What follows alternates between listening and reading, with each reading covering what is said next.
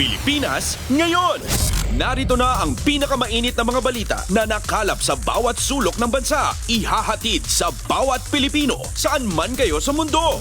Ang Pilipinas ngayon. Pakinggan ang bawat kaganapan sa bawat lalawigan. Ito ang Pilipinas ngayon.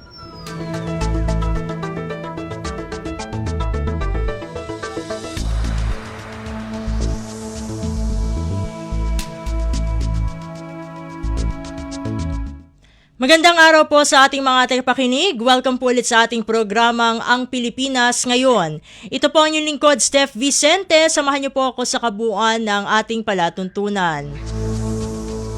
Tulad ng dati, mapakikinggan pong ulat ng ating mga kapatid na himpilan sa probinsya, ang ating mga segmentong balitang negosyo at kalakalan, balitang sports at balitang artista, maging ang ilan sa mga pangunahing balita mula dito sa ating bansa. Yan po sa kabuuan ng ating palatuntunan, ang Pilipinas Ngayon.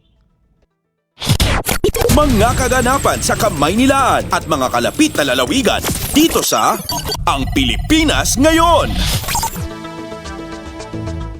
Bago tayo magtungo sa ating balitaan ay kukuha muna tayo ng updates mula sa Council for the Welfare of Children dahil alam naman natin na ngayong Nobyembre ay ipinagdiriwang natin ang National Children's Month. At upang magkaroon tayo ng isang malalimang talakayan patungkol sa paksa sa araw na ito ay makakasama na natin ngayon si Undersecretary Angelo Tapales ng Council for the Welfare of Children o CWC. Yusek Tapales, welcome po sa Ang Pilipinas Ngayon. Si Steph Vicente po ito ng Radyo Pilipinas World Service. Isang makabatang tanghali po sa ating lahat, Ate Steph, at lahat po ng nakikinig sa inyong napakagandang programa. Thank you for inviting the Council for the Welfare of Children po. Maraming salamat din po, Yusek, sa pagsama niyo po dito sa programa. Yusek, gaano po kahalaga na sineselebrate natin ngayong Nobyembre itong National Children's Month?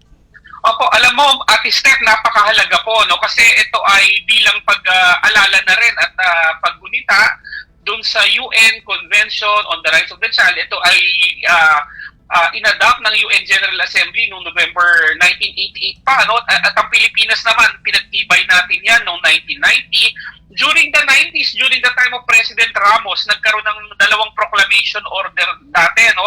Pero ang celebration natin ng National Children's Month is October noon. Pero noong 2015, lumabas yung Republic Act number 10661. Ito yung National Children's Month Act.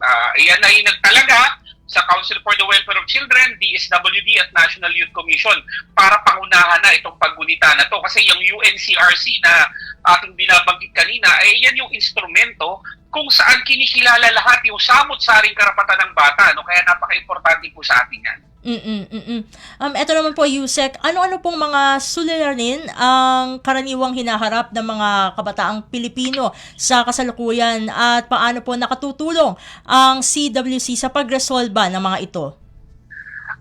Marami pa rin suliranin po ang bata like violence against children, child labor, yung child trafficking, tsaka yung online sexual abuse, tsaka yung offline. Pero siguro, unang-una, I'm happy to say that all the numbers are going down. When we talk about child labor, nung pumasok tayo noong 2022, nasa 800,000 plus yan. Ngayon, nasa 500,000 plus na lang. So, mga 300,000 ang binagsak kaagad. Violence against children based on the PNP also went down. Ang ating trafficking cases, ang conviction rate ng DOJ napakataas din. Kaya nasa Tier 1 category ang ating trafficking efforts at talagang kabilib-bilib naman. Pero ito nga po, Ate Steph, itong pagdating naman sa online sexual abuse, while we are happy to report from 2023 na 2.7 million cyber tip night reports ang na-receive ng DOJ from the National Center for Missing and Exploited Children Abroad, kasi yan ang nagpapadala ng cyber tip line report sa DOJ. So from 2.7 million ngayong 2024 ay 1.7 million na lang, bumaba pa rin. Ngunit it's still a great concern, kaya ang tema natin this year is usahay mo kasan talaga, kaligtasan at karapatan ng bata ipaglaban. So marami pa po tayong gustong gawin kasi hindi gusto ng ating pamahalaan, ng ating Pangulo na talagang marami pa rin ang online sexual abuse.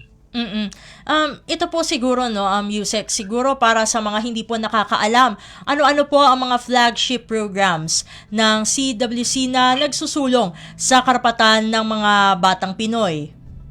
Opo, siguro ang pinaka-relatable na programa namin, siyempre yung National Children's Month, ano? Ito ay every year.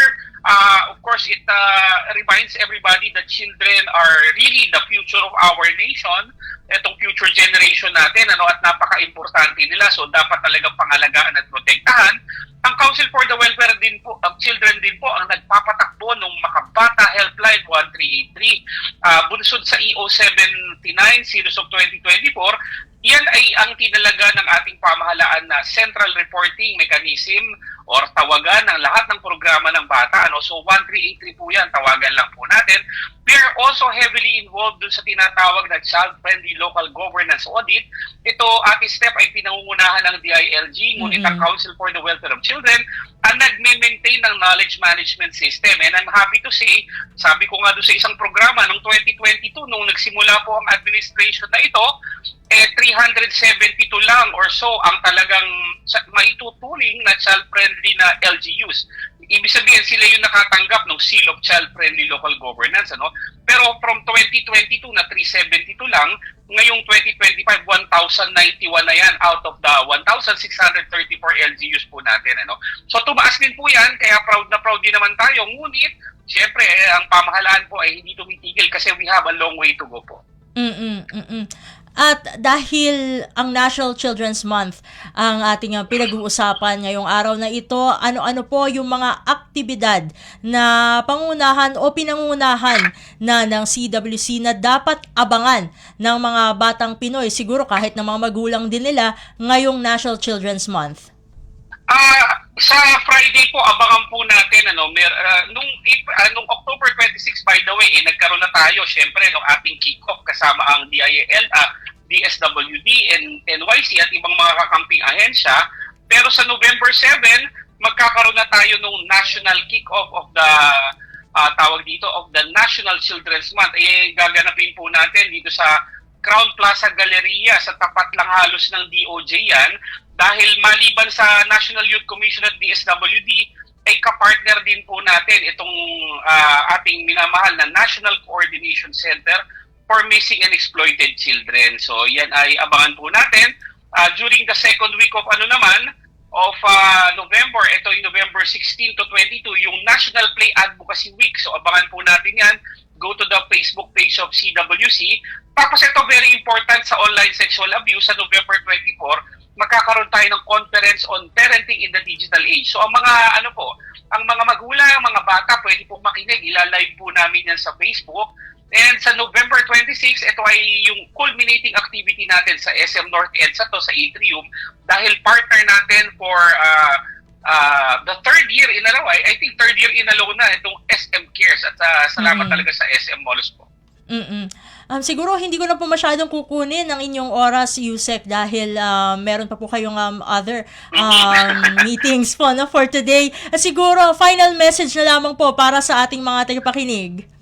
Para po sa mga tagapakinig, Ate Steph, alam niyo po, ang pamahalaan ay talagang pinapakinggan ang mga concerns at pangangailangan ng bata at yan ay pinapakita naman sa pagdami ng mga LGUs natin na maituturing na child-friendly LGUs. Ngunit ang pamahalaan ay hindi kayang gawin lahat. Kaya po kailangan namin ang tulong ng mga magulang, ng ating mga komunidad, syempre ang ating mga eskwelahan at ang ating mga local government units. So patuloy nating alagaan ang mga bata dahil ika nga namin sa Council for the Welfare of Children, sa bagong Pilipinas, bawat bata ay mahalaga.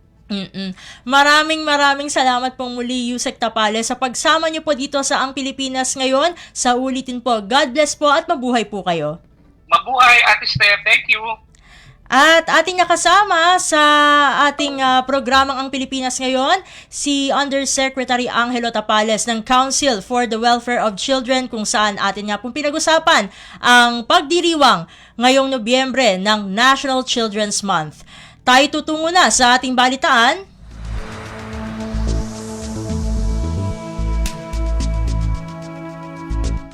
Sa mahalagang balita, palasyo nanawagan sa publiko partikular sa mga nasa lugar na apektado ng Bagyong Tino na sumunod sa mga ipinatutupad na hakbangin ng pamahalaan. Ang detalye ng balita ihahatid sa atin ni Alvin Baltazar.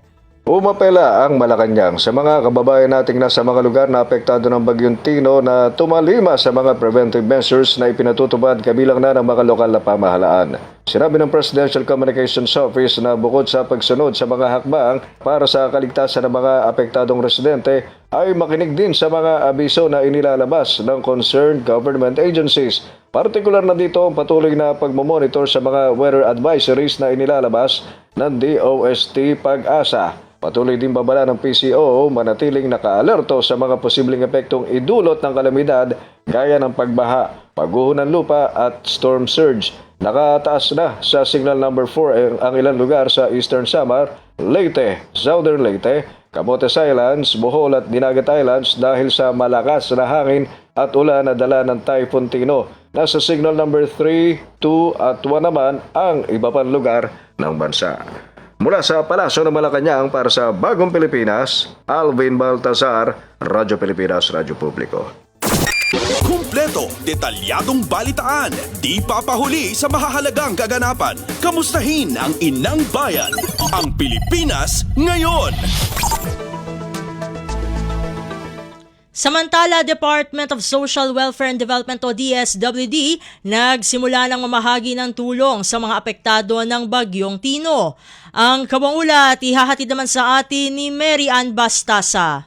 Sinimulan na ng Department of Social Welfare and Development ang pamahagi ng family food pack sa Dinagat Islands na apektado ng mga ulang dala ng Bagyong Tino. Ayon sa DSWD, nasa 1,000 kahon ng family food packs ang inisyal ito ipinabot sa mga nagsilikas ng mga residente sa San Jose, Dinagat Islands. Kasabay nito, mabilis din kumilos ang Quick Response Team sa DSWD Field 6 sa Western Visayas na naghatid naman ng ready-to-eat food boxes sa pier ng Fort San Pedro sa Iloilo City. Maging mga na-stranded na pasahero sa pantalan sa Masbate at Sorsogon ay hinatirin ng hot meals at ng ready-to-eat food. Sa ngayon, tuloy-tuloy ang pagpapadala ng karagdagang relief items para sa mga lalawigang inaasahang dadaanan pa ng bagyo. Una nang itinaas ng DSWD ang red alert status kasunod ng pagtama ng Typhoon Tino. Tiniyak naman ng kagawara na patuloy ang koordinasyon nito sa mga lokal na pamahalaan at iba pang ahensya para sa maagap at maayos na paghahatid ng ayuda sa mga maapektuhan ng Bagyong Tino. Mula sa DSWD para sa Bagong Pilipinas, Mera Bastasa, Radyo Pilipinas, Radyo Publiko. Pasada ng mga balita mula sa Pilipinas para sa mga Pilipino saan man sa mundo. Ang Pilipinas ngayon. Sa iba pang mga ulat, relief goods at bigas maagang inihanda sa Tacloban at 7 bayan ng Leyte. Ang kabang ulat ihahatid sa atin ni Kathleen Forbes. Maagang nagpreposisyon ng mga relief goods at bigas sa Tacloban City at sa 7 bayan ng Leyte bilang paghahanda sa posibleng epekto ng Bagyong Tino ang tanggapan ni na Leyte 1st District Representative Martin Romualdez at ng Tingog Party List. Ayon kay Romualdez, nagsimula na maghatid ng mga supply ang Tingog personnel at mga volunteers sa mga bayan ng Palo, Tanawan, Tolosa, Santa Fe, Alang-Alang, San Miguel at Babatngon bilang bahagi ng kanilang disaster preparedness efforts. Kabilang sa mga inihandang ayuda ang bigas, noodles, sardinas, biskwit, kape at energen. Umabot na sa 15,000 na kilo ng bigas ang naipreposisyon para agad maipamahagi kung lalala ang sitwasyon. Sinimulan na rin ng grupo ang pamamahagi ng mainit na pagkain o yung hot meals sa mga evacuees sa Tacloban City noong Lunes ng hapon. At ayon sa Tingog, nasa 30,000 hot meals na ang naipamigay sa mga evacuees at ipagpapatuloy pa ito ngayong araw. Binigyan din ni Romualdez na ang pagiging handa ang pinakamahalaga upang maprotektahan ang mga komunidad lalo na sa mga mabababang lugar. Para sa Bagong Pilipinas, Kathleen Forbes, Radyo Pilipinas, Radyo Publiko. Kumpleto, detalyadong balitaan, di papahuli sa mahahalagang kaganapan. Kamustahin ang inang bayan, ang Pilipinas ngayon. Samantala, Department of Energy o DOE nakahanda sa pananalasa ng Bagyong Tino sa bansa. Ilang generator sets ipinakalat na sa mga ospital at evacuation centers. Ang detalye ng balita ihahatid naman sa atin ni AJ Ignacio. Nakahanda na ang Department of Energy sa magiging epekto at pananalasa ni Bagyong Tino sa bansa. Ayon kay Energy Secretary Sharon Garin na ikinalat na nito ang ilang mga generator sets sa mga ospital at evacuation centers upang masiguro na may mapagkukuhanan sila ng enerhiya sa panahon ng kalamidad. Dagdag pa ni Garin na naka-activate na rin ang Task Force on Energy Resiliency sa pangunguna ni Undersecretary Wimpy Fuentebella at patuloy ang kanilang koordinasyon sa iba pang nasa energy sector na handa na makipagtulungan sa pamahalaan. Muli naman siniguro ng DOE na patuloy ang kanilang monitoring sa lagay ng bagyo at handa sa anumang clearing operation sa ilang mga linya ng kuryente kung kinakailangan. Mula rito sa Department of Energy, para sa Integrated State Media, ako si AJ Ignacio ng Radyo Pilipinas, Radyo Publiko. Pasada ng mga balita mula sa Pilipinas para sa mga Pilipino saan man sa mundo. Ang Pilipinas ngayon. Sa iba pang mga balita, mahigit 9,000 pulis ang ipinakalat para umalalay sa mga maapektuhan ng Bagyong Tino. Sinabi ni Philippine National Police o PNP spokesperson Police Brigadier General Randolph Tuanyo na mayroon ding 7,800 miyembro ng kapulisan bilang standby support. Aniya, nakaantabay ang kanilang rescue teams, patrol teams at communication hubs para sa posibleng epekto ng bagyo. Sa kabuuan, ang na-deploy na po natin ngayon, kumigit sa po na 9,480. Tapos humingi po tayo ng tulong, yung mga standby support po natin, na 7,800 plus just in case na kailanganin po. At identify na rin po ng Subcommittee on National Disaster sa kabuuan po ng mga nasabing regions, especially po yung ating po mga regions po sa Region 6, at saka yung NIR po ay nahiwalay na, yung Region 7, yung Cebu, yung Region 8, Region 10 at Region 13. Kumpleto, detalyadong balitaan. Si PNP spokesperson, Police Brigadier General Randolph Tuanyo. Kumpleto, detalyadong balitaan. Di papahuli sa mahahalagang kaganapan. Kamustahin ang inang bayan. Ang Pilipinas ngayon. Samantala, launching ng Justice Zone sa Eastern Visayas, kanselado ayon sa Justice Sector Coordinating Council. Ang kawangulat ihahatid naman sa atin ni Lawrence Tanhoco. Ipinagpaliban ng Justice Sector Coordinating Council o JSCC ang nakatakdang paglulunsad ng Region 8 Tri-City Justice Zones sa mga lungsod ng Tacloban, Ormoc at Calbayog. Batay sa abiso ng Regional Disaster Risk Reduction and Management Council Region 8, ipinagpaliban ang aktibidad bilang pag-iingat sa inaasahang pagdating at hagupit ng severe tropical storm Tino. Ang desisyon ay ginawa para matiyak ang kaligtasan at kapakanan ng lahat ng kalahok, mga lokal na opisyal at panauhin. Maglalabas naman ng bagong schedule para sa paglulunsad kapag pinahintulutan na ang kalagayan ng panahon. Mula pa rin dito sa lungsod ng Manila para sa Bagong Pilipinas, Lawrence Tanhoco ng Radyo Pilipinas, Radyo Publiko. Pasada ng mga balita mula sa Pilipinas para sa mga Pilipino saan man sa mundo. Ang Pilipinas ngayon. Sa iba pang mga balita, patuloy naman ang pagbabantay ng Office of Civil Defense o OCD Negros Island Region sa epekto ng Bagyong Tino. Sa panayam ng Global na Tayo sa Radyo Pilipinas World Service, sinabi ni OCD Negros Island Regional Director Donato Sermeno the third na may 79 na mga barangay sa Negros Island ang kasalukuyang nakararanas ng matinding kalamidad bunsod ng pananalasa ng Bagyong Tino. Nagpatupad din ng preemptive evacuation ang lokal na civil defense kahapon bago pa ang pagtama ng bagyo. Iniulat din ni Sermeno na wala pang naitatalang casualties o injuries ang OCD Negros Island at umaasa ito na wala o kung magkakaroon man, mananatili ang casualties sa maliit na bilang. So wala pa naman po sir no ang na reported casualties yung sana namin no yung target sana mag zero casualty. So far wala pa naman pero ang siguro magkakaroon din yan, pero sana ma-minimize yung casualties. Naka-alerto na rin aniya ang mga ospital sa inaasahang pagdagsa ng mga pasyente na apektado ng masamang panahon. Nakararanas sa kasalukuyan ng power outage sa 8 bayan sa Negros Island at 2 sa Siquijor, habang 17 flights sa rehiyon ang kanselado at walang biyahe ang mga barko dahil sa masamang panahon. Patuloy pa rin ang serbisyo ng telecommunications habang nakapaghatid na ng paunang tulong ang gobyerno sa mga evacuee tulad ng mga food packs.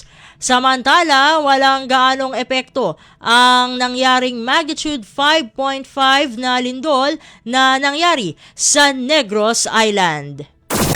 Kumpleto, detalyadong balitaan, di papahuli sa mahahalagang kaganapan. Kamustahin ang inang bayan, ang Pilipinas ngayon. Sa iba pang mga ulat, kabuuang 186 na flights ang kanselado ngayong araw dahil sa masamang panahon na dulot ng panalasa ng Bagyong Tino sa Visayas. Sa panayam ng Global na tayo sa Radyo Pilipinas World Service, sinabi ni Eric Apolonio, tagapagsalita ng Civil Aviation Authority of the Philippines o CAAP, na bukod sa kasalukuyang bilang ng canceled flights, may 20 flights para bukas ang nakatakdang ikansela. Patuloy rin aniya ang CAAP sa monitoring ng lahat ng paliparan sa buong Visayas Region. Dahil dito ay muli nang pinagana ang Malasakit Help Desk sa airports habang nakaalalay naman ang mga airline company sa pangailangan ng kanilang natenggang pasahero. Samantala, nagpaalala si Apolonio sa mga stranded na pasahero na manatiling nakamonitor sa sitwasyon ng panahon at sa flight schedules. Well, sa mga kababayan pong gagamit ng mga airports sa atin, yung mga flights for today and tomorrow, mag-check lang ho kayo doon sa mga social media platform ng mga airlines at po ito, real time naman po yung information dyan para at least hindi na kayo mabala. Si CAAP spokesperson Eric Apolonio. Pasada ng mga balita mula sa Pilipinas para sa mga Pilipino saan man sa mundo. Ang Pilipinas ngayon. Samantala, pakikilahok ng mga lokal na pamahalaan sa pagsugpo ng functional illiteracy sa bansa, binigyang diin ni Senador Sherwin Gatchalian. Ang detalye ng balita ihahatid sa atin ni Nympha Asuncion.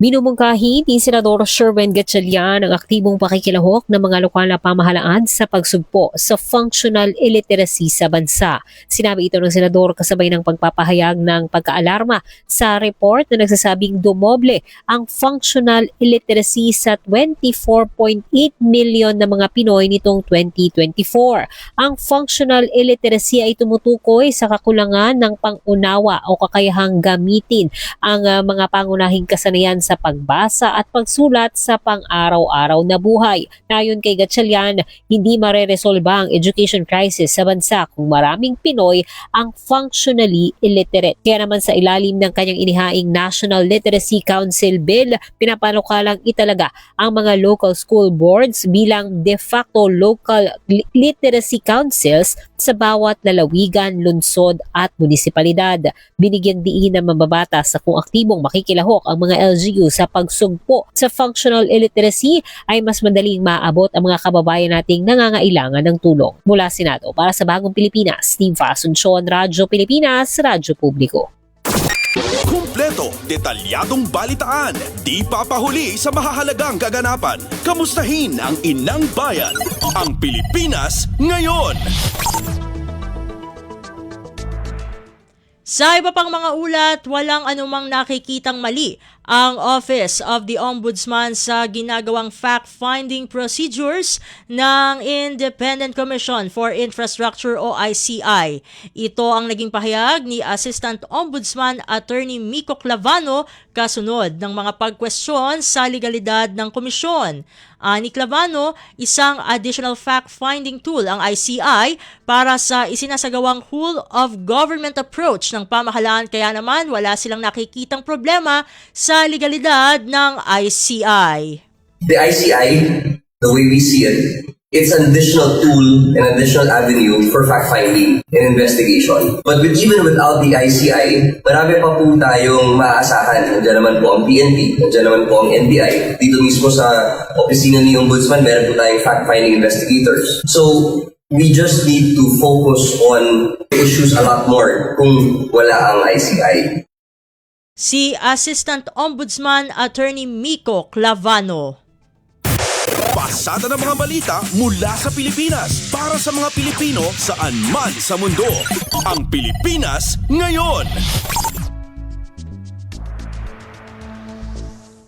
Samantala, hindi na kailangan ng batas para i-institutionalize at mas mabigyan ng ngipin ang Independent Commission for Infrastructure o ICI upang imbestigahan ang mga maanomalyang flood control project. Ayon kay dating Solicitor General Florin Hilbay, ang Office of the Ombudsman at Department of Justice o DOJ dapat ang nangunguna sa pag-imbestiga at pag-prosecute o pag-usig sa graft at corruption sa gobyerno. Aniya, may sapat na kapangyarihan ang gobyerno para habulin ang mga pasaway na opisyal ng pamahalaan, kabilang ang mga sangkot sa maanomalyang flood control projects. Dapat lang aniya na gampanan ng DOJ at Ombudsman ang kanilang mandato na imbestigahan at i-prosecute ang illegal, hindi patas at hindi maayos na pagkilos ng mga public official kabilang ang inefficiency, red tape, mismanagement, fraud at corruption. Para kay Hilbay, hindi praktikal at constitutionally ignorant o taliwas sa saligang batas ang ideya na magpasa ng bagong batas para gawing mas independent at makapangyarihan ang ICI.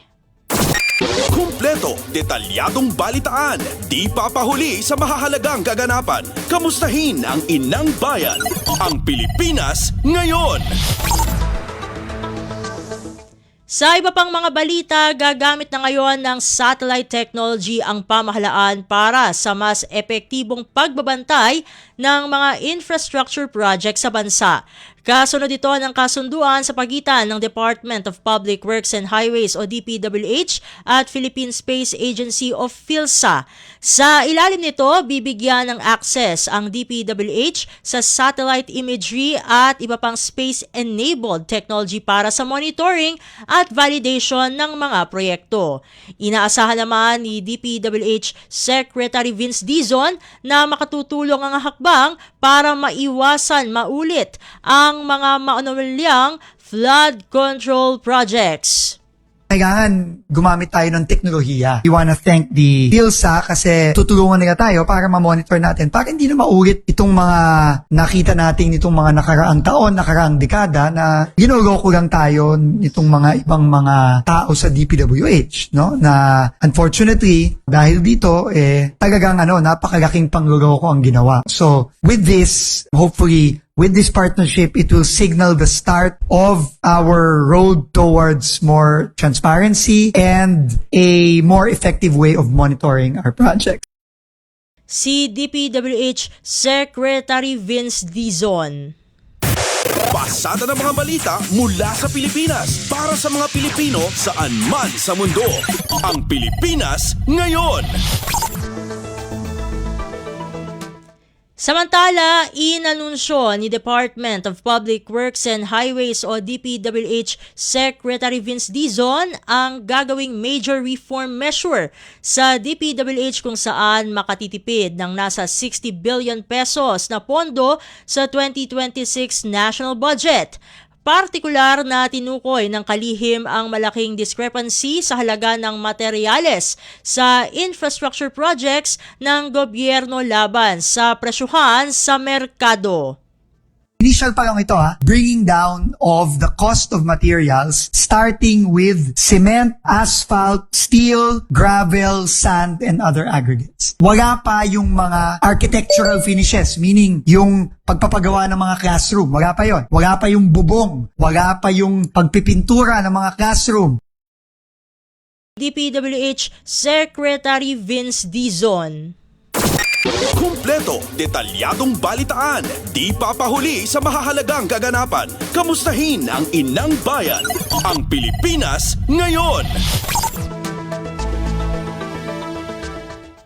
Sa iba pang mga balita, underspending ng pamahalaan bunsod ng kampanya kontra katiwalian makakaapekto sa third quarter growth ayon sa Finance Chief. Narito si Melanie Valdos Reyes para sa balita. Sinabi ni Finance Secretary Ralph Recto na naapektuhan ng underspending o mababang paggastos ng pamahalaan ang paglago sa ikatlong quarter ng taon.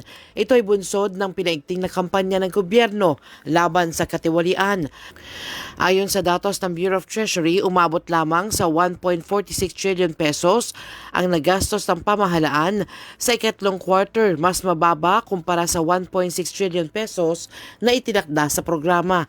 Karamihan sa kakulungan ay mula sa mababang paggastos ng Department of Public Works and Highways na nasasangkot ngayon sa kontrobersya ng flood control project. Gayunman, binigyan diin ni Recto na ang mabilis na aksyon ng pamahalaan ay simula ng mas malawak na reforma. Tiniyak ng kalihim na may mga catch-up measures na ipinatutupad upang masiguro na makakabawi ang paggastos sa mga susunod na buwan upang maabot ang target na 5.5 hanggang 6.5% na GDP growth ngayong taon. Inaasahang ilalabas ng Philippine Statistics Authority ang opisyal na datos ng GDP sa November 7. Para sa Bagong Pilipinas, Melanie Valdos Reyes, Radyo Pilipinas, Radyo Publiko. Pasada ng mga balita mula sa Pilipinas para sa mga Pilipino saan man sa mundo. Ang Pilipinas ngayon. At iyan ang mga may init na kaganapan para sa araw na ito. Samantala, ating antabayanan ng mga ulat mula sa ating mga kapatid na himpilan sa probinsya para sa bugson ng Regional News sa pagbabalik ng Ang Pilipinas Ngayon makalipas ang ilang mga paalala. Magandang araw, si Ding Dong Dantes po ito. Nakatira ka ba malapit sa dagat? Uy, sana all by the beach. Pero alam mo bang at risk kayo sa storm surge o daluyong ng bagyo? Storm surge ang tawag sa malalaking alon na nabubuo dahil sa malakas na hangin. At hindi lang ito basta-basta alon na. Pwede itong lumaki ng katumbas ng 2 palapag na bahay. Intense! Kaya naman, kung may banta ng storm surge sa inyong lugar, mag-evacuate na agad bago pa man dumating ang bagyo. Hindi na kailangan magpanik dahil #panatag ang may alam.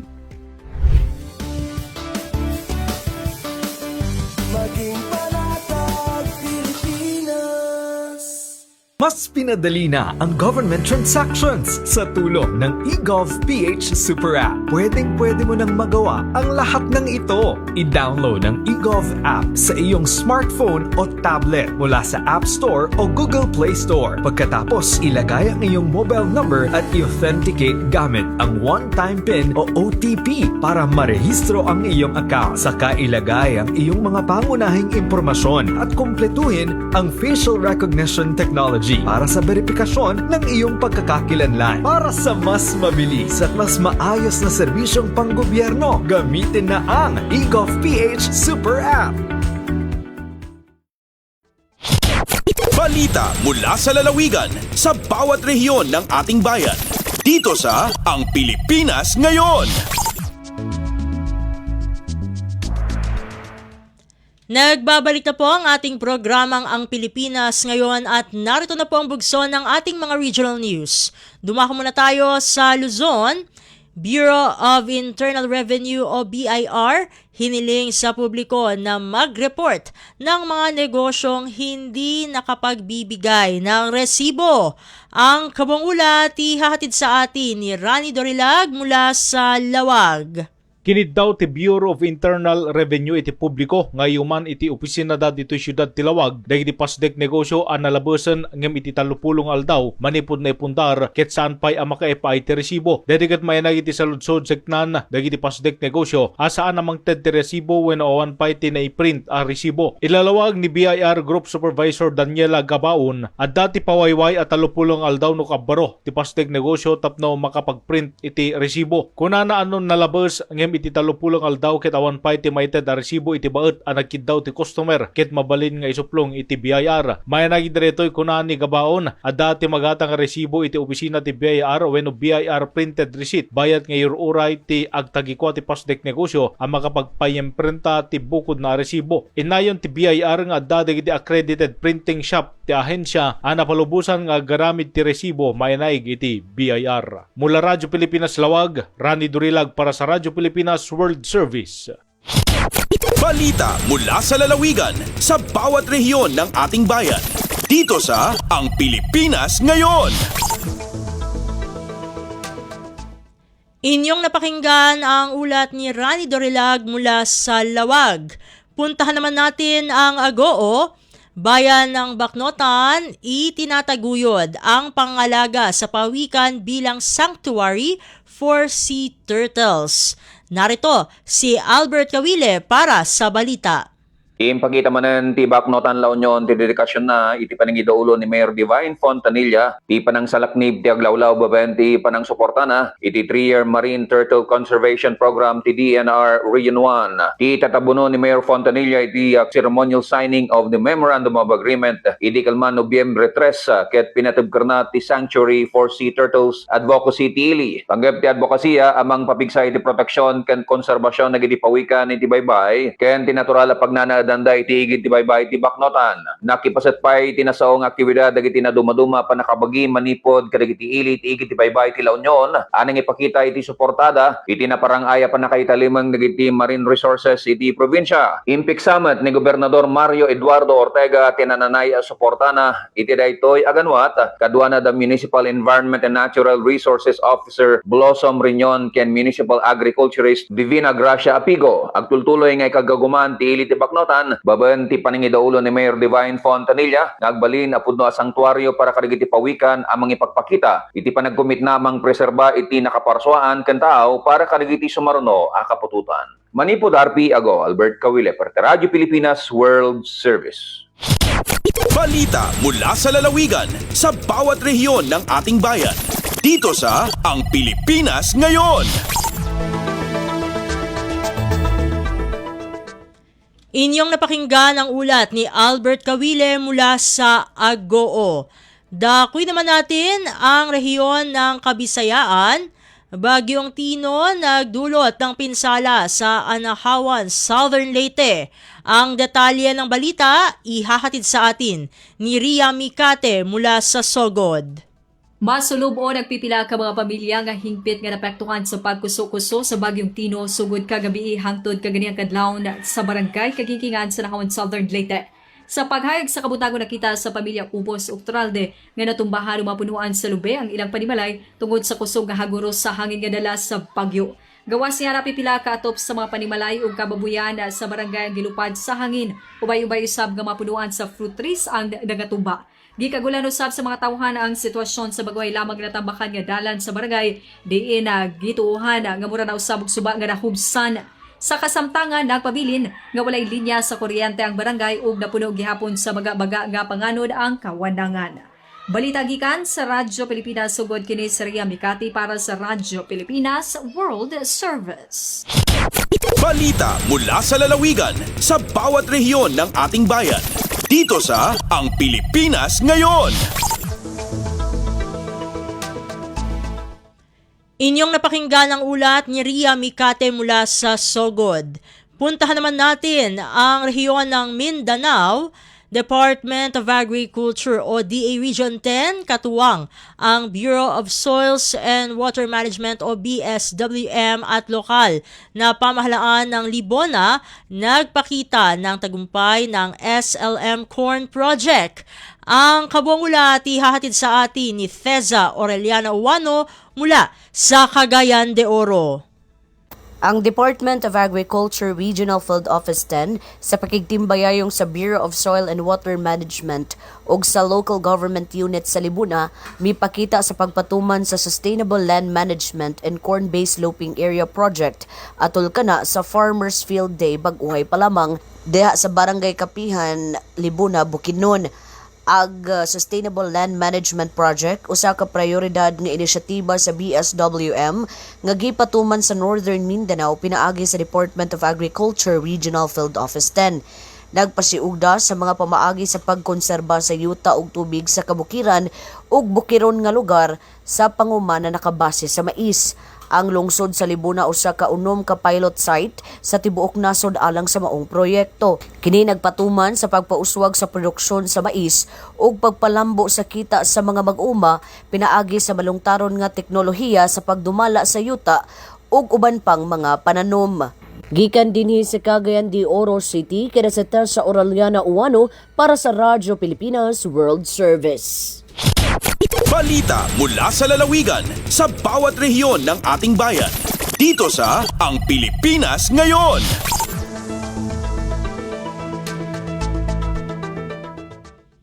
Inyong napakinggan ang ulat ni Theza Aureliana Uwano mula sa Cagayan de Oro. Puntahan naman natin ang Zamboanga. Mga mangingisda sa 3 bayan sa Zamboanga del Norte nakatanggap ng Fuel Assistance Voucher mula sa Bureau of Fisheries and Aquatic Resources o BIFAR Region 9. Narito si Justin Bulanon para sa balita. YARI-CV Fuel Assistance Voucher estaba na Bureau of Fisheries and Aquatic Resources o BIFAR Region 9 el magakwalifiko pescador na 3 munisipyo na probinsya del Zamboanga del Norte. Incluido na mag-YARI-CV Fuel Voucher el 247 pescador na Jose Dalman, 161 na Labason, y 215 pescador estaba na Leon B. Postigo. Bajo na Fuel Assistance to Fisherfolk Program, YARI-CV 3,000 peso valor de fuel voucher ang mga beneficiaryo, donde pwede sila man-redeem con este na mga fuel station tiene Memorandum of Agreement o MOA na BIFAR 9. Objeto del programa dali suporta para na mga pescador na medyo de subida del gasolina para asigura continuan del dila trabajo. Ya tiene buen éxito la actividad por causa na suporta del Provincial Fisheries Office sa Zamboanga del Norte. Desde la Ciudad de Zamboanga, este es Justin Bulanon para na Radyo Pilipinas World Service. Balita mula sa lalawigan sa bawat rehiyon ng ating bayan. Dito sa Ang Pilipinas Ngayon.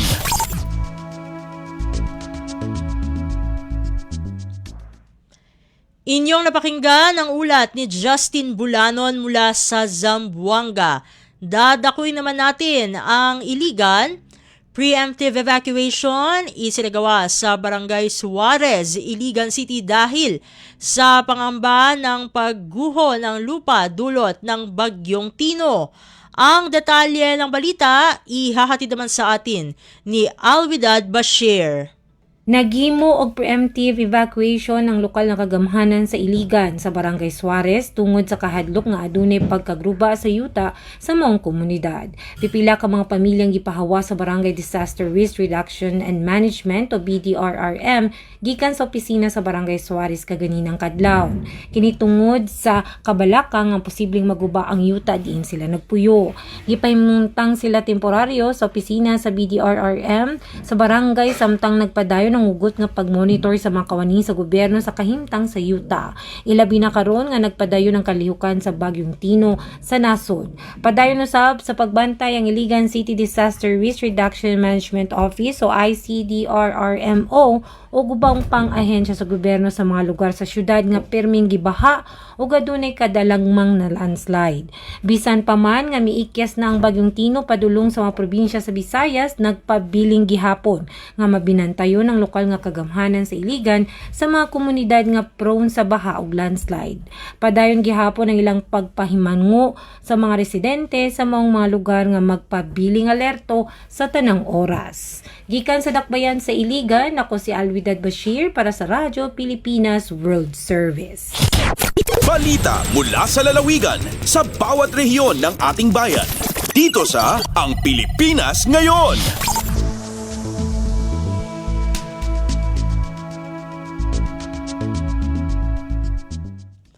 Inyong napakinggan ang ulat ni Alwidad Bashir mula sa Iligan.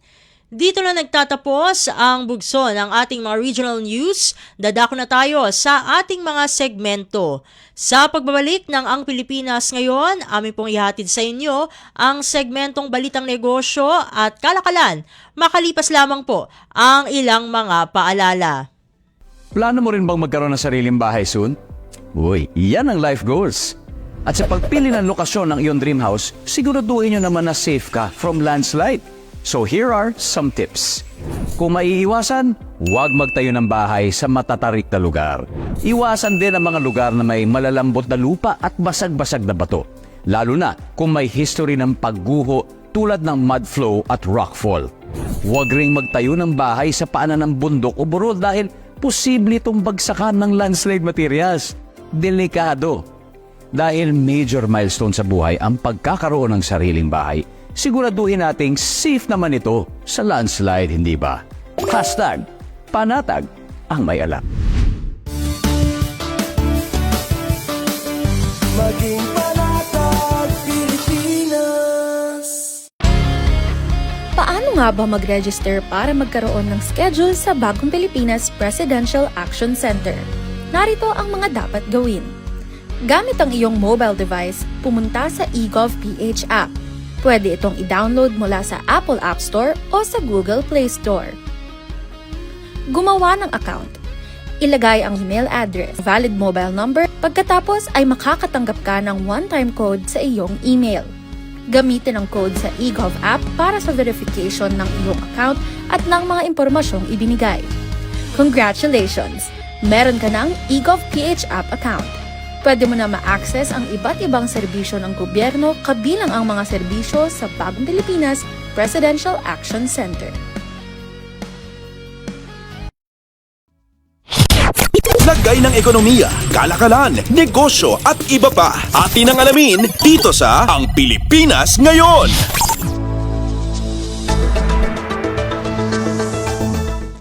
Nagbabalik na po ang ating programang Ang Pilipinas Ngayon at narito na po ang ating segmentong Balitang Negosyo at Kalakalan.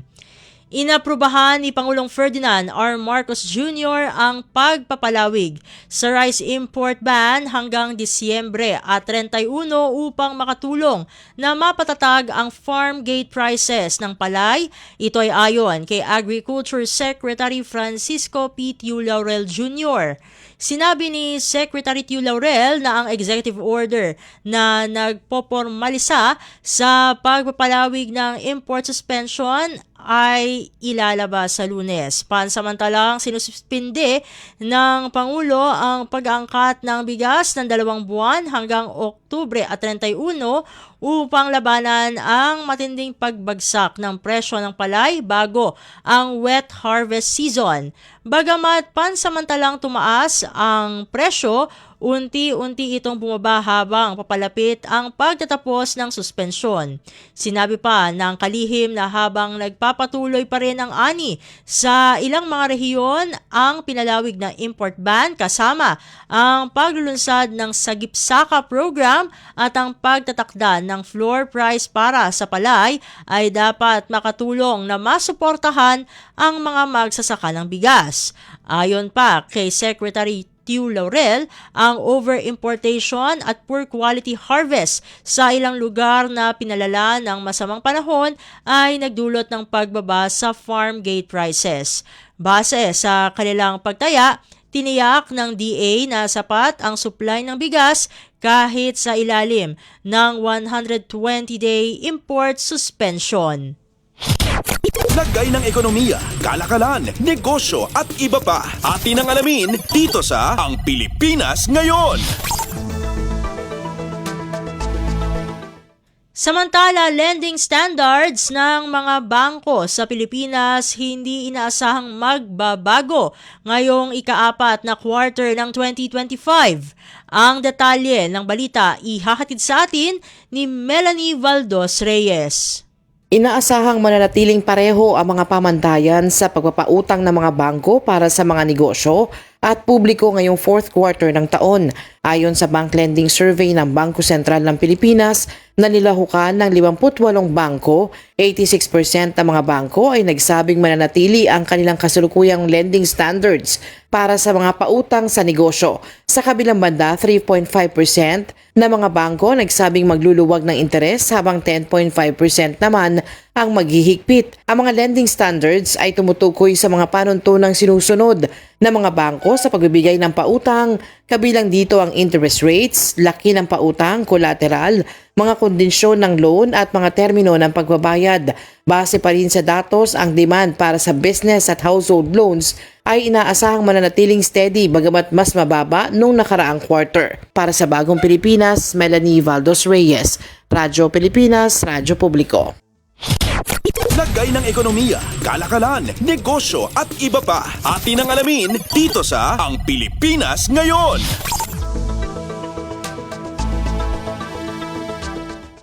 Sa iba pang mga ulat, mga kasunduang pangkalakalan magbubukas ng mas maraming oportunidad para sa OFWs, BPOs at exporters. Ang kabang ulat ihahatid sa atin ni Kathleen Forbes.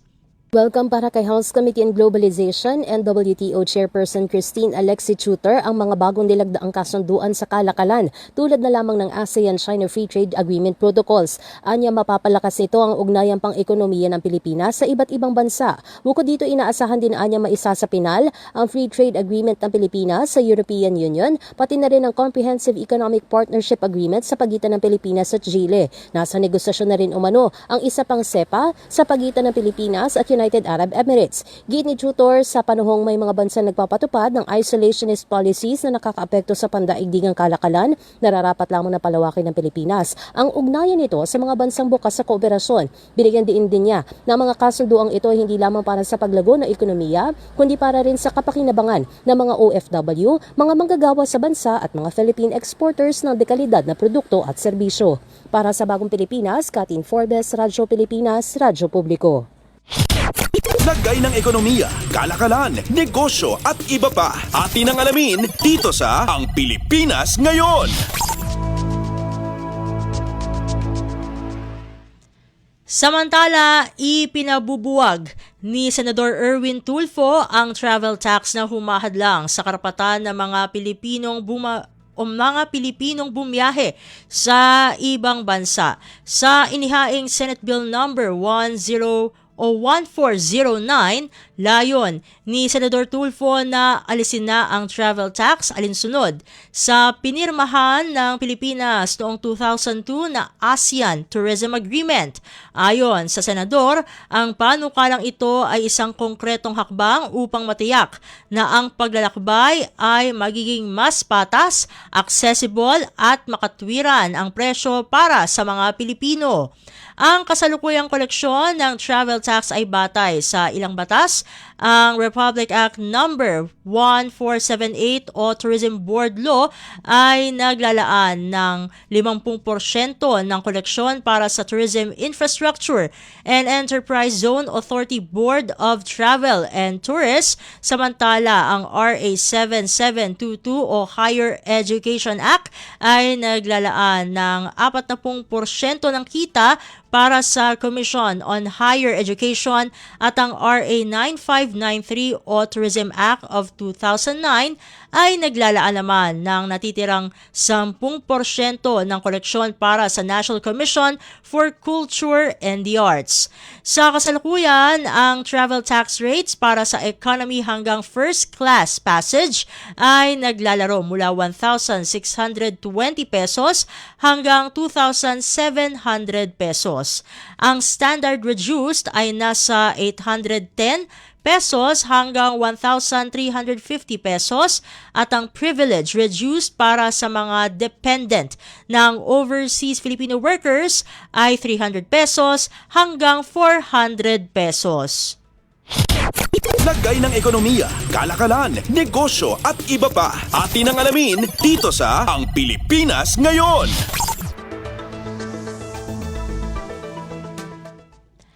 At sa pagtatapos ng ating segmento, ayon sa Bangko Sentral ng Pilipinas o BSP, narito ang palitan ng salapi para sa araw na ito, Nobyembre 4. Ang US dollars ay nagkakahalaga ng 58 pesos and 76 centavos habang ang Japanese yen naman ay katumbas ng 38 centavos. Ang Singaporean dollar ay nagkakahalaga ng 45 pesos and 5 centavos habang ang Korean won ay 4 centavos. Ang Chinese yuan ay katumbas ng 8 pesos and 25 centavos habang ang Hong Kong dollar ay nagkakahalaga ng 7 pesos and 56 centavos. Ang British pound naman ay 77 pesos and 21 centavos habang ang euro ay katumbas ng 67 pesos and 70 centavos. Ang Canadian dollar ay nagkakahalaga ng 41 pesos and 80 centavos habang ang Saudi Arabian Riyal ay 15 pesos and 67 centavos. Lagay ng ekonomiya, kalakalan, negosyo at iba pa. Atin ang alamin dito sa Ang Pilipinas Ngayon.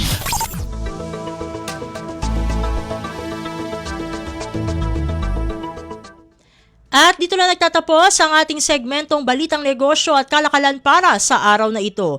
Susunod na po ang ating segmentong Balitang Sports na ihatid sa atin ng ating kasamang si Leo Magpayo, makalipas lamang po ang ilang paalala. Garantisadong solusyon at aksyon ang handog sa iyo ng Bagong Pilipinas Presidential Action Center. Sundin lang ang mga sumusunod para makakuha ng appointment. Para sa wala pang eGov.ph app account, panoorin ang video para malaman kung paano gumawa ng account. Kung meron ng account sa eGov.ph app, mag-login dito. Saka hanapin ang online registration tab para sa Bagong Pilipinas Presidential Action Center. Pindutin ito para makita ang available na government services. Piliin ang serbisyo na iyong kailangan mula sa listahan. I-upload ang requirements ng serbisyong kailangan mo. Pumili ng petsa at oras kung kailan nais pumunta sa Bagong Pilipinas Presidential Action Center. I-submit na ang iyong application at bigyan ng pagkakataon na ma-review ang iyong isinumiting requirements. Hintayin ang QR code para sa kumpirmasyon ng iyong schedule. Makakatanggap ka ng text message para malaman kung naaprubahan ito. Sakaling hindi ito maaprubahan, makakatanggap ka rin ng text message para ipaalam ang kulang na requirements sa kasubukang mag-register ulit. Kung nakatanggap na ng kumpirmasyon, maaari nang pumunta sa Bagong Pilipinas Presidential Action Center sa napiling schedule, dala ang QR code at ang mga isinumiting requirements. Huwag kalimutang dumating sa itinakdang araw at oras ng iyong appointment.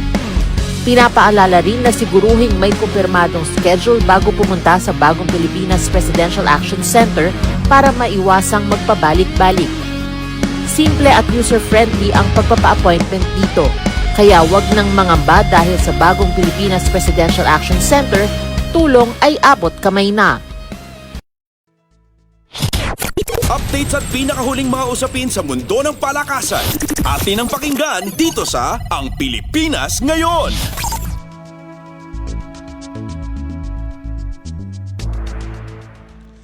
At nagbabalik po ang ating programang Ang Pilipinas Ngayon. Samantala, narito naman po ang sports balita.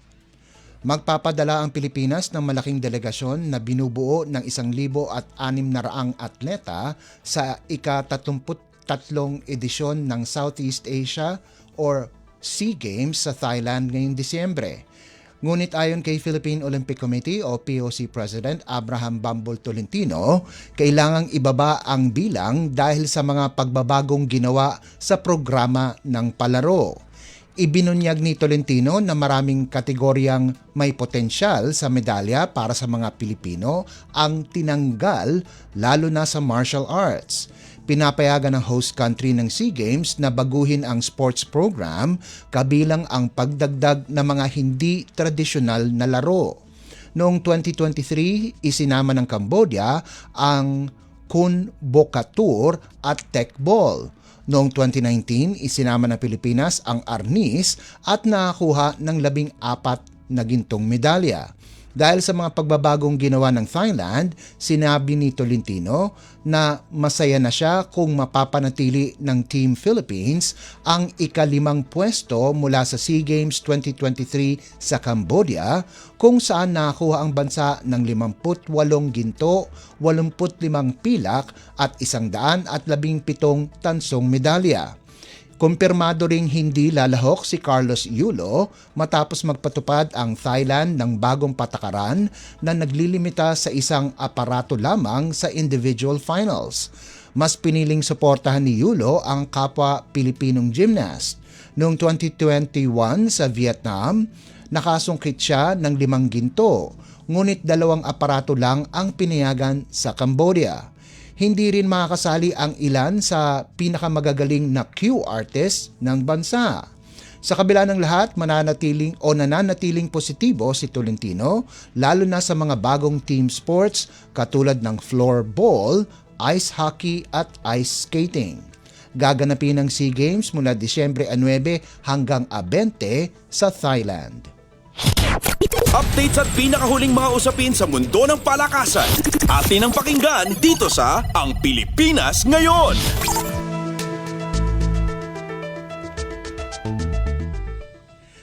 Patuloy sa pag-ukit ng kasaysayan si Alex Ayala para sa tennis ng Pilipinas matapos makapasok sa Women's Tennis Association o WTA Top 50 sa unang pagkakataon sa kanyang karera. Ang 20 anyos na Filipina tennis sensation ay kasalukuyang nasa ika-50 pwesto sa pinakabagong WTA rankings ilang araw lamang matapos ang pagtatapos ng kanyang masigla at matagumpay na season sa pandaigdigang eksena. Katatapos lamang ni Ayala sa kanyang huling WTA competition sa Hong Kong Open kung saan siya nabigo kontra sa Canadian star na si Victoria Moboko sa round of 16. Ibinunyag din niya na kabilang sa kanyang plano ang paglahok sa 2025 Southeast Asian o SEA Games. Ang bagong career high ni Ayala ay nagsilbing panapos sa kanyang makabuluhang taon. Sinimulan ni Ayala ang kanyang matagumpay na season sa isang makasaysayang kampanya sa Miami Open kung saan tinalo niya ang ilang mas mataas ang ranggo na kalaban upang makapasok sa semifinals. Ginawa rin ni Ayala ang kanyang Grand Slam main draw debut sa Wimbledon, ngunit nakuha niya ang kanyang unang panalo sa main draw sa US Open. Kalaunan ay nasungkit niya ang kanyang kauna-unahang WTA 125 title matapos maghari sa Guadalajara Open. Updates at pinakahuling mga usapin sa mundo ng palakasan. Atin ang pakinggan dito sa Ang Pilipinas Ngayon.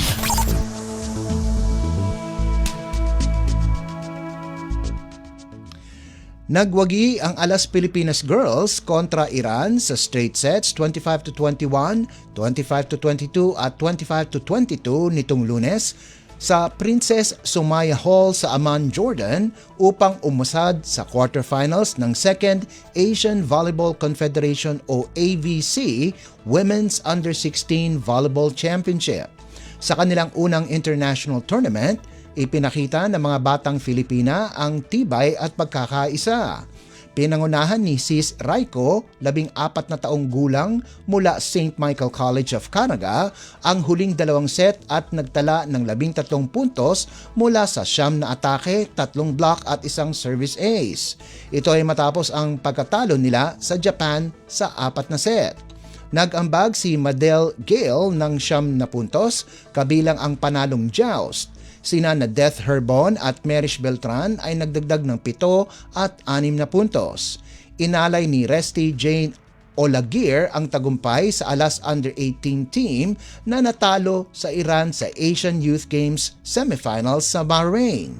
Ang posisyon ng Pilipinas sa Pool B ay nakadepende sa resulta ng laban ng Japan at Iran.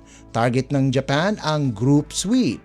Makakalaban ng Alas ang top seed o second seed ng Pool D sa pagitan ng Thailand at Chinese Taipei. Updates at pinakahuling mga usapin sa mundo ng palakasan. Atin ang pakinggan dito sa Ang Pilipinas Ngayon.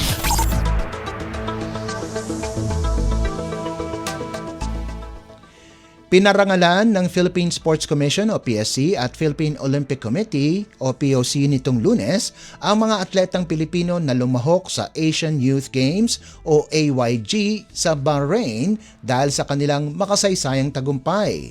Pumesto ang Team Philippines sa ika-12 sa 45 bansa matapos makalikom ng 7 ginto, 7 pilak at 10 tansong medalya, ang pinakamagandang pagtatapos ng bansa sa AYG. Bilang pagkilala, inaprubahan ng PSC ang cash incentives, 500,000 piso para sa bawat gold medalist, 300,000 piso sa silver at 100,000 pesos sa bronze. Magbibigay rin ng POC ng karagdagang gantimpala, 250,000 piso sa ginto, 150,000 sa pilak at 75,000 sa tanso. Pinuri ni POC President Abraham Bambol Tolentino ang mga atleta at binigyan diin ang pag-unlad mula sa nakaraang edisyon.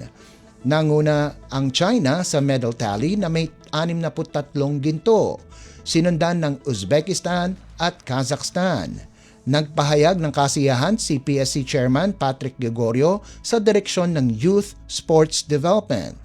Inihayag din ni Gregorio na simula sa susunod na taon, magkakaroon ng sariling youth pool ang bawat National Sports Association o NSAs para palakasin ang grassroots program.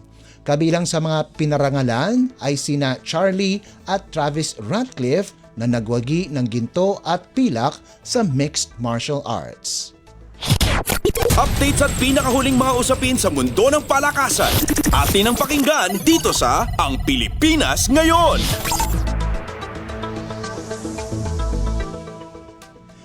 At bilang pangwakas sa ating segmentong sports balita, tiniyak ni Jonas Magpantay na mapapansin ang kanyang presensya matapos ang kahangahangang 13-9 panalo laban kay Simon Kural ng Poland upang maghari sa Qatar 10-ball World Cup sa Doha nitong linggo.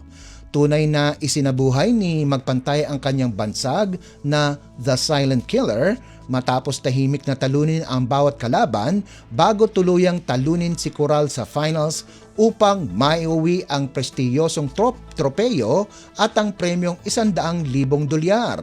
Hindi naging madali ang landas ng tubong Bansud Oriental Mindoro dahil kinailangan niyang ipamalas ang kanyang pinakamahusay na laro laban sa mga world-class cue artists na bahagi ng 128-man field.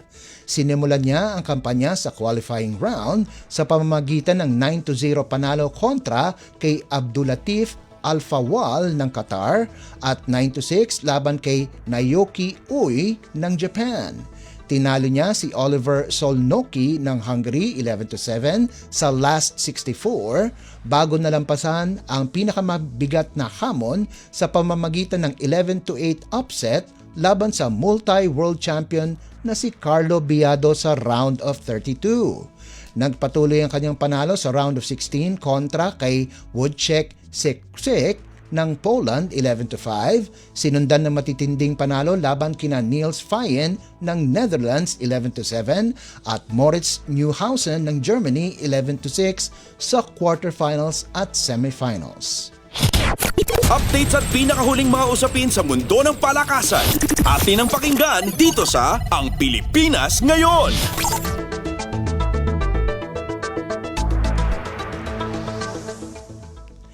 At yan ang pinakahuling balita sa larangan ng palakasan. Ito po si Leo Magpayo. Samantala, antabayanan nyo naman po ang ating segmentong Balitang Artista na ihahatid sa inyo ni Mama JT. Yan po sa pagbabalik ng ating programang Ang Pilipinas Ngayon, pagkalipas lang ng ilang paalala. Itinuloy na po natin ang zero balance billing. Libre po. Ibig sabihin, ang serbisyo sa basic accommodation sa ating mga DOH na ospital, wala nang babayaran ang pasyente. Ang dami pong challenge, hindi po namin alam kung saan namin kukunin, ganon, nag-iisip kung paano namin mababayaran. Siyempre po, masayang masaya, super saya po dahil na zero billing po kami. Opo, malaking po talaga, malaking tulong po. Mabilis lang din po. Bayad na ang bill ninyo. Uulitin ko, wala nang kailangan bayaran ng pasyente basta sa DOH Hospital dahil bayad na po ang bill ninyo. Naiyak ako kasi sobrang saya. Maraming salamat po, Mr. President Bongbong Marcos Jr. hindi kami nagkamali ng taong ihinalal. Magandang araw, si Dingdong Dantes po ito. Binahaba ang bahay mo. May simple checklist ako para sa'yo. Una, check your outlets. Tignan kung walang cable na basa o nakababad sa baha bago buksan ang main switch. Pangalawa, check your surroundings. I-check kung may mga naipong tubig sa mga paso o gulong o iba pang maaaring bahaya ng lamok para maiwasan naman ang pagkalat ng dengue. And last, but definitely not the least, i-check ang sarili at ang pamilya. Kumonsulta sa health center o sa inyong doktor kung may nararamdamang sakit. Check, check, check! Ingat always, mga kababayan. #panatag ang may alam. Maging panatag Pilipinas. This is a public service announcement. Maging handa sa oras ng sakuna. Para sa iyo at sa iyong pamilya, laging siguruhin, Go Bag ay nakahanda at naglalaman ng mga sumusunod. Ilang pirasong damit, ready-to-eat na pagkain at inuming aabot ng 3 araw. Personal na gamit para sa inyong hygiene. First aid kit kabilang ang alcohol, bandages, gamot sa lagnat, ubo at sipon, pati na rin ang inyong vitamins at maintenance medicines. Maglagay ng pito, flashlight, lighter o posporo. Huwag kalimutan ang mga charger o power bank. At higit sa lahat, isama ang mga importanteng gamit gaya ng inyong mga legal na dokumento, IDs, ATM o passbook, insurance at iba pa. This is a public service announcement. Public service announcement from PBS, Presidential Broadcast Service, and Radyo Pilipinas. Ang latest, ang hottest sa showbiz and entertainment. Heto na sa Ang Pilipinas Ngayon. Nagbabalik po ang ating programang Ang Pilipinas Ngayon. At halu-halu-halu, magandang araw sa ating mga chismoso at chismosang nag-aabang ng mga trending na balita sa mundo ng showbiz. Ito na ang ratsyada ng ating mga chika.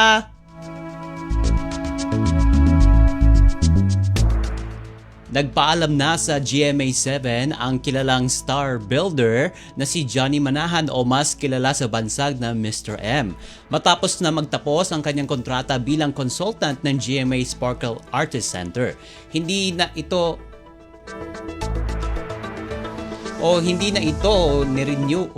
nirenew ng Kapuso Network at ayon sa mga ulat, lilipat na si Mr. M sa TV5.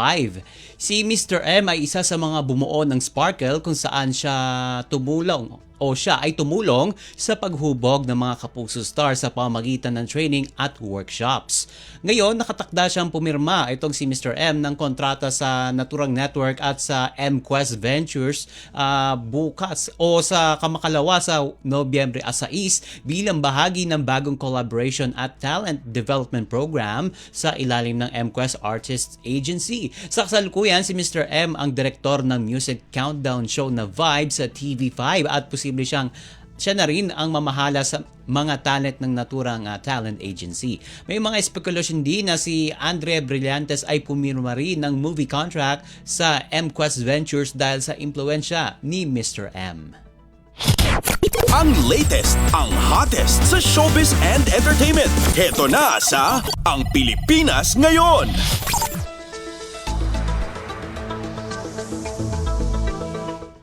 Samantala, nakaranas ng matinding online harassment ang Sparkle artist na si Will Ashley matapos makatanggap ng mga mapanira at bastos na mensahe sa X platform o dating Twitter, kabilang ang pagbabanta laban sa kanya at sa kanyang ina.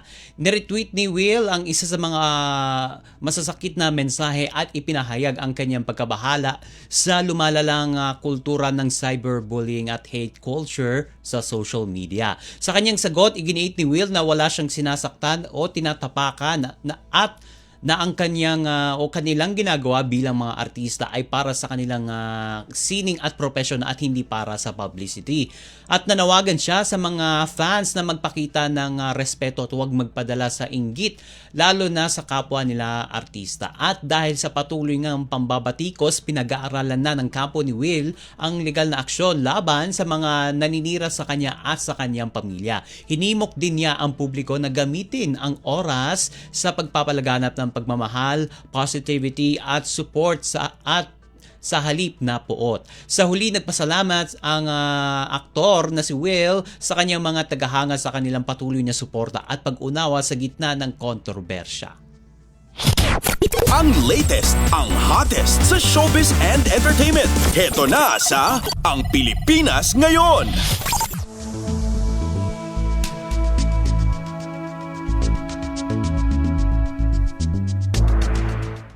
At sa uli nating chika for today, nagkaayos na ang magkapatid na Kim Chiu at Lakam Chiu matapos ang ilang buwang hindi pagkakaunawaan.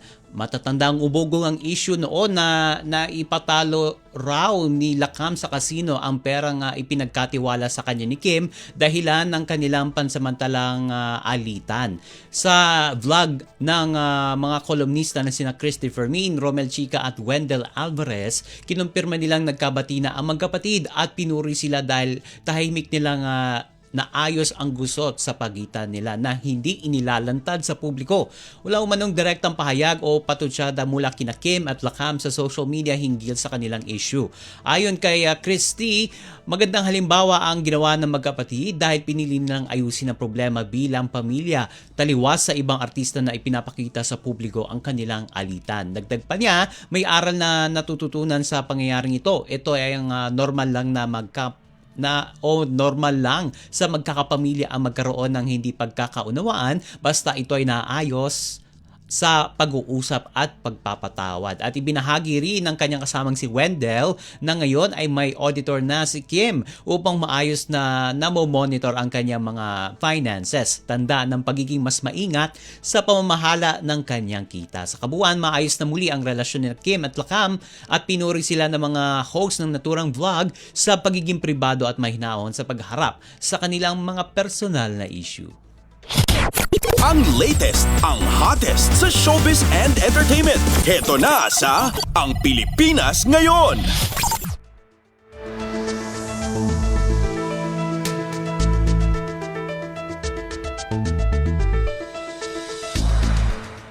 And OMG, wala na tayong sapat na oras para sa ating balitang artista. Maraming salamat mga kachismis sa pakikinig sa aking mga chika for today.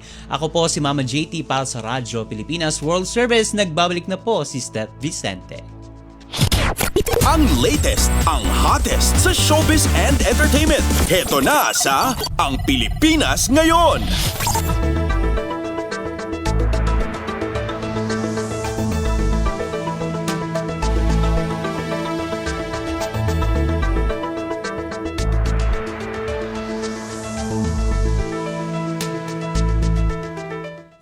Inyo pong napakinggan ang ating segmentong Balitang Artista. Magpapasalamat na tayo sa ating mga nakasama sa studio na sina Milo Jonella, Susan Aison, Hiro Lucero, Justin Osias, at Anthony Pimentel. Kasama rin natin ngayon sa ating studio, sa ating master control, ang ating OJT na si Greg. Maraming salamat, Greg, sa pag-assist mo sa amin today.